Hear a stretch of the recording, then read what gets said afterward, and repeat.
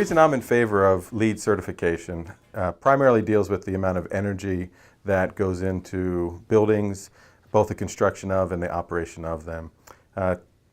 For example, better than a third of the energy currently used in the United States goes to conditioning the spaces that we live and work in.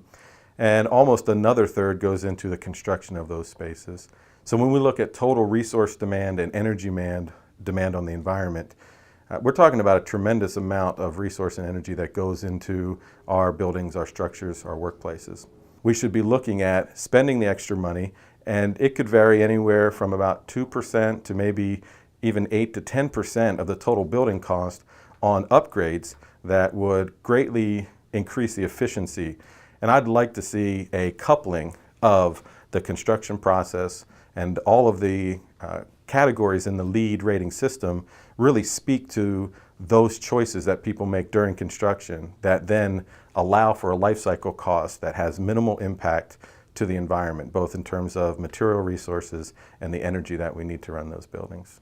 My issue with LEED certification is that it has come to occupy too large a part of the imagination of people, both in the university community and also the larger community outside of the university boundaries, so that it really has become to be known as the standard for whether a particular building or whether a particular university is actually green or not.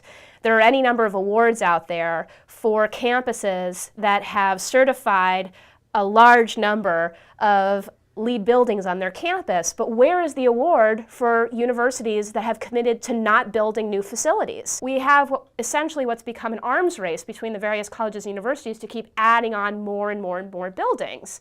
And you know, the fact that a certain building is LEED certified does to some extent mitigate its environmental impact. But of course, the most green building is the building that is never built. And ultimately, in order for us to begin to have a very concrete and measurable impact on things like climate change through reduction of greenhouse gas emissions, we are going to have to start scaling back. LEED certification, however, does apply to both new construction as well as major renovations. Actually, major renovations under LEED certification is a way that we can couple reuse of existing structures, the infrastructure that's with that structure, for example, transportation routes and the like, but we can then take that building and do a renovation there that changes its efficiency entirely. I think a great example of that here in the Athens community was a couple years ago when the middle school was scheduled to be renovated. One of the options was to construct a new building out near where the high school would be. And the city actually allowed the citizens to vote, and I was happy to hear and I was a supporter of the decision that we should renovate the existing building.